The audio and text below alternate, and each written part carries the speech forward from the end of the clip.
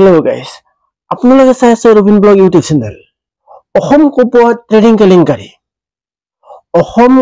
Trading কেলেংকাৰী বিশাল ফুকান, তাৰ্কিক বৰা, সুমি বৰা নাম আপোনালোকে শুনিছে। বৰ্তমান তেওঁলোকে গুৱাহাটী কেন্দ্ৰীয় কাৰাগাৰৰ ভিতৰত আবদ্ধ হৈ আছে। সুমি বৰা আৰু তাৰ্কিক বৰা, মই তেওঁলোকৰ কথাই ক'ব বিচাৰিছো। সুমি বৰা আৰু তাৰ্কিক বৰা 2023 চনৰ 23 নৱেম্বৰত কোটি কোটি টকা খৰচ কৰি ৰাজস্থানৰ উদয়পুৰত বিয়া পাতিছিলে।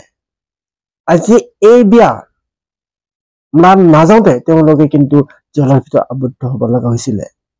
কিন্তু আজি 2024 23 নৱেম্বৰত তেওঁলোকৰ বিবাহ এবছৰ হৈ গ'ল।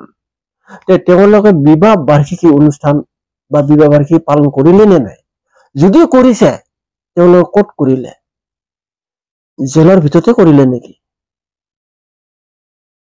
এই সকলো কথাখিনি মই আপোনালোকৰ মাজত লৈ আহিছো। আপোনালোকে ভিডিঅ' চাব।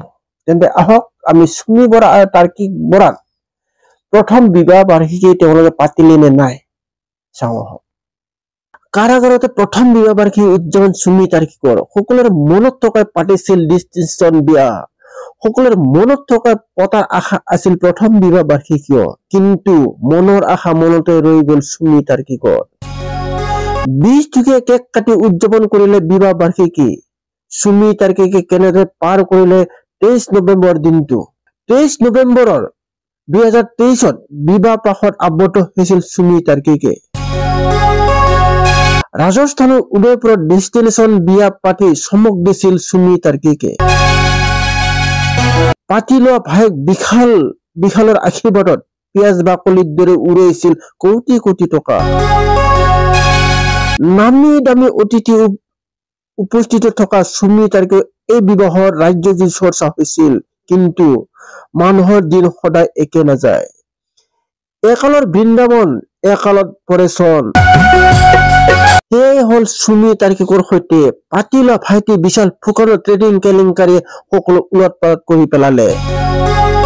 থান-বান কৰি পেলালে সুমিৰ সকলো সপোন। 80 লাখ টকীয়া হীৰাৰ আঙুঠি, জন্মদিনত 1.5 লাখ টকীয়া কেন বিয়াৰ দিয়াৰ ভাইটি বিশাল ফুকন গুৱাহাটী কেন্দ্ৰীয় কাৰাগাৰৰ বন্ধ কোঠাৰী।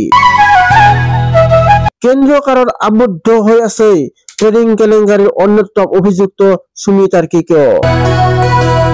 23 নৱেম্বৰত সুমি তাৰ্কিকৰ প্ৰথম বিবাহ বাৰ্ষিকী আছিল। সকলো ঠিকে থাকিলে হয়তো প্ৰথম বিবাহ বাৰ্ষিকী অসমবাসীয়ে মনত ৰখাকৈ আয়োজন কৰিলেহেঁতেন। ভাইক বিশালক দিলেহেঁতেন কোটি টকীয়া উপহাৰ, কিন্তু সমাজে সকলো শেষ কৰি দিলে। প্ৰথম বিবাহ বাৰ্ষিকীত জেলত থাকিলে সুমি তাৰ্কিকে। বিবাহ বাৰ্ষিকীৰ পূৰ্বে চলিছিল জামিন লাভৰ আপ্ৰাণ চেষ্টা, কিন্তু আদালতে দুবাৰকৈ জামিন আবেদন নাকচ কৰি দুয়োৰে আশাত ঢালিলে চেঁচা পানী। 20 টকীয়া কেক কাটি উদযাপন কৰিলে বিবাহ বাৰ্ষিকী। সেয়েহে কথাতে কয়, আনক ঠগি কোনেও কেতিয়াও সুখী হ'ব নোৱাৰে।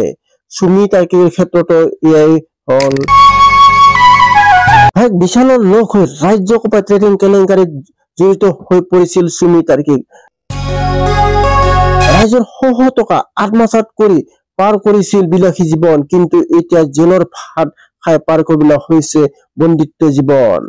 চাই আছে ৰবিন ব্লগ ইউটিউব চেনেল।